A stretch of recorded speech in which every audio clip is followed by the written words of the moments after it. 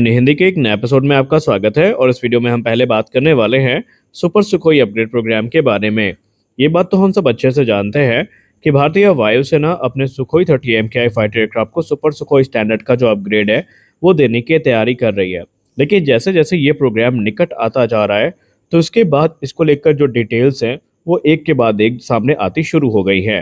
Indian air force और Hindustan aeronautics limited ने ये कंफर्म कर दिया है कि सुपर सुखोई प्रोग्राम कोई एक ही अपग्रेड को प्राप्त नहीं करेगा, बल्कि इसमें फर्स्ट फेज के बाद जो सेकंड फेज है ये भी होने वाला है। जी हाँ, HAL ने कह दिया है कि फर्स्ट फेज में आप देखेंगे कि जो 84 सुखोई 30 MKI जेट्स हैं इन्हें advance avionic, radar system, weapon system और इलेक्ट्रॉनिक वॉरफेयर कैपेबिलिटी दी जाएगी। लेकिन ये इन्हें मिलने वाला अंतिम अपग्रेड नहीं होगा, बल्कि तैयारी तो ये है कि इन्हें नियर फिफ्थ जनरेशन स्टैंडर्ड पर लाके खड़ा किया जाए, जहां पर इन्हें स्टेल्थ फीचर्स भी दिए जाएंगे, जिसके बाद इनके रेडार क्रॉस सेक्शन को कम किया जा सकेगा।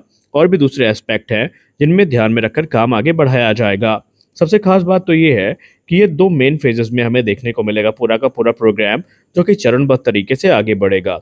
जो फर्स्ट फेज होगा इसमें फर्स्ट ट्रेंच जो होगा 85 एयरक्राफ्ट का उसको लिया जाएगा और इसमें जो अपग्रेडेशन प्रोसेस है ये शुरू किया जाएगा और इन्हें जो एडवांस सिस्टम और टेक्नोलॉजी है इससे फिट किया जाएगा, जो कि तेजस मार्क 1A, तेजस मार्क 2 प्रोग्राम के लिए डेवलप की गई होंगी। इसमें क्रमशः आपको अपग्रेडेड एवियोनिक्स देखने को मिलेगी। जी हाँ, इसमें जो एडवांस एवियोनिक सिस्टम है वो आपको देखने को मिलने वाले हैं, जिससे इसकी जो सिचुएशनल अवेयरनेस है वो काफ़ी इंप्रूव होगी। और ये सिस्टम ऑलरेडी तेजस मार्क 1A और तेजस मार्क 2 प्लेटफॉर्म के लिए विकसित किए जा चुके हैं। उसके बाद आपको इसमें जो इन्हेंस रेडार और सेंसर सिस्टम है वो देखने को मिलेगा। इसके लिए एक जो एडवांस ईसा रेडार है वो अंडर डेवलपमेंट है, जो कि उत्तम ईसा रेडार का स्केल अप वेरिएंट होने वाला है। और इससे इस एयरक्राफ्ट की जो ट्रैकिंग और सर्चिंग कैपेबिलिटी है ये काफ़ी ज़्यादा बढ़ जाएगी और एक ग्रेट डिस्टेंस से ये टारगेट को आइडेंटिफाई भी कर पाएगा और मल्टीपल थ्रेट्स की जानकारी जो है वो सिस्टम तक पहुंचा पाएगा। और इसके अलावा जो इलेक्ट्रॉनिक वॉरफेयर और सेल्फ प्रोटेक्शन सिस्टम है वो इसमें ऐड किए जाएंगे। एडवांस इलेक्ट्रॉनिक वॉरफेयर कैपेबिलिटी का मतलब ये है कि ये कॉन्टेस्टेड एयर स्पेस में भी अपनी जो बैटल सर्वाइबिलिटी है उसको मेंटेन करके रख पाएगा। और इसमें बेटर जो वेपन इंटीग्रेशन है वो हमें देखने को मिलेगा। जो HAL से अभी तक बातें सामने आई हैं उसमें ये कंफर्म कर दिया गया है कि इसमें 90% जो स्ट्राइक पैकेज अब आपको भविष्य में देखने को मिलेगा वो इसमें इंडिजिनस सिस्टम ही होने वाले हैं। फॉर एग्जाम्पल, आपको इसमें अस्त्र सीरीज की तीनों मिसाइल्स देखने को मिलेंगी। सॉरी, तीनों नहीं, चारों मिसाइल। जी हाँ, मैं समझ सकता हूँ कि आप चौंक जरूर गए होंगे कि आखिरकार ये चौथी मिसाइल कौन सी है। अस्त्र सीरीज में आपको 4 मिसाइल्स देखने को मिलेंगी, 3 मिसाइल नहीं। इनमें पहली मिसाइल होगी अस्त्र मार्क 1, जो कि 110 किलोमीटर की रेंज के साथ है और ये ऑलरेडी सुखोई 30 MKI के स्ट्राइक पैकेज का एक अहम हिस्सा है। और दूसरी जो मिसाइल होने वाली है ये होने वाली है अस्त्र मार्क 2, जो कि 160 किलोमीटर की रेंज के साथ आपको देखने को मिलेगी और आप इसे देसी मीटियोर भी कह सकते हैं। तीसरी मिसाइल इस क्रम में जो आपको देखने को मिलने वाली है वो अस्त्र मार्क 3 होगी, जो कि 300 किलोमीटर की रेंज के साथ देखने को मिलेगी। लेकिन जो चौथी मिसाइल है इसको DRDO ने कंफर्म कर दिया है। हालांकि अभी इसमें जो कॉन्फ़िगरेशन फेज है वही चल रहा है, टेक्नोलॉजी को यहाँ पर डिसाइड किया जा रहा है कि क्या क्या देखने को मिलेगा। लेकिन नेक्स्ट जनरेशन का जो सीकर और प्रोपल्सन सिस्टम है ये कंफर्म हो चुके हैं और भी बहुत सारी चीज़ें हैं जो ऐड करी जाएंगी। और इस मिसाइल का मुख्य उद्देश्य होगा लॉन्ग रेंज पे जो स्टेल्थ टारगेट है या हाई मूविंग टारगेट है उनको टारगेट करना। यानी ये मिसाइल आपको 2030 तक देखने को मिलेगी और इसका उद्देश्य होगा जो स्टेल्थ प्लेटफॉर्म है उनको अपना लक्ष्य बनाना।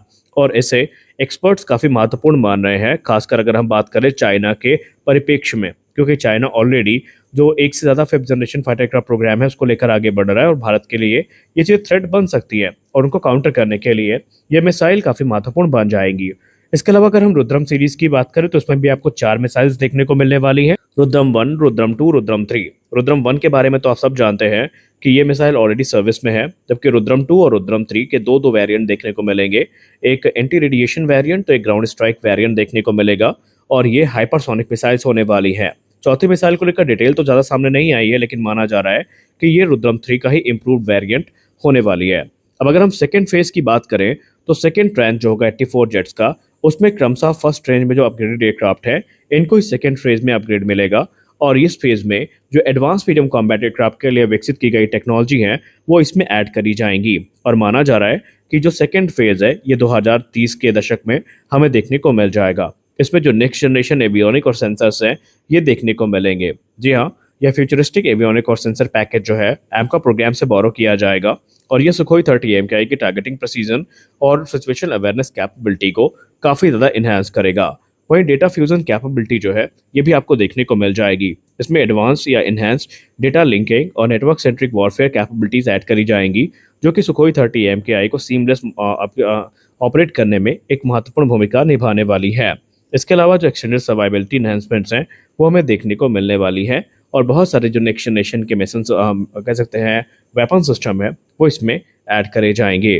तो ये जो टू फेज अप्रोच है इसको काफ़ी महत्वपूर्ण माना जा रहा है और माना जा रहा है कि ये कॉम्बैट रिलेवेंस बना के रखेगी, क्योंकि बीतते समय के साथ जाहिर सी बात है हमारे जो शत्रु देश हैं ये अपनी टेक्नोलॉजी को मैच्योर करेंगे, एडवांस करेंगे और ऐसे लिए हमारे लिए भी यहाँ पे तैयार होना, खुद को तैयार करना बहुत ज़्यादा महत्वपूर्ण बन जाता है।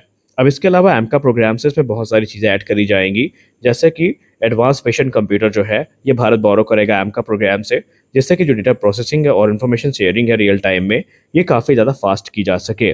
नेक्स्ट जनरेशन का जो इलेक्ट्रॉनिक वॉरफेयर स्वीट है ये भी हमें ऐड होता दिखाई पड़ेगा, जो कि सुखोई 30 MKI की सर्वाइबिलिटी को काफ़ी ज़्यादा इंप्रूव करेगा और ये जैमिंग, काउंटर मेजर और थ्रेट डिटेक्शन सिस्टम को काफ़ी इंप्रूव करने वाला है। कुल मिलाकर के यहाँ पर एक नया कॉकपिट डिस्प्ले भी हमें देखने को मिलने वाला है, जो कि एमका से बोरो किया जाएगा और इस समय भारतीय वायुसेना के जो 270 Su-30 MKI सर्विस में है इन सब का जो कायाकल्प है वो हमें देखने को मिलेगा।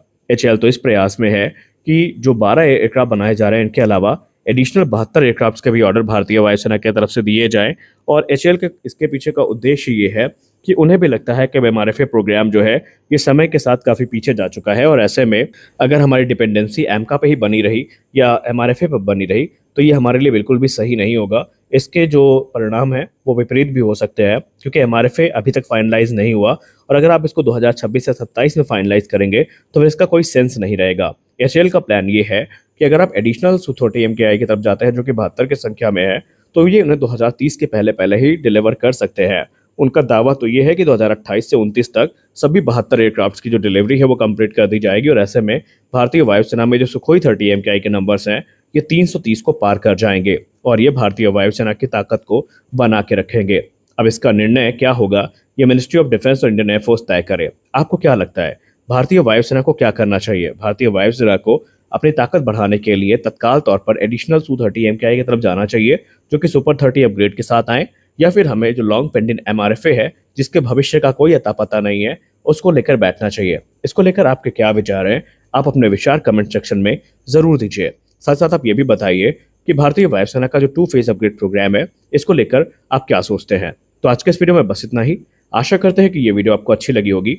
वीडियो अच्छी लगी तो वीडियो को लाइक करिए, नए चैनल को सब्सक्राइब करिए। मिलते हैं अगले वीडियो में कुछ और अपडेट्स के साथ, तब तक के लिए जय हिंद।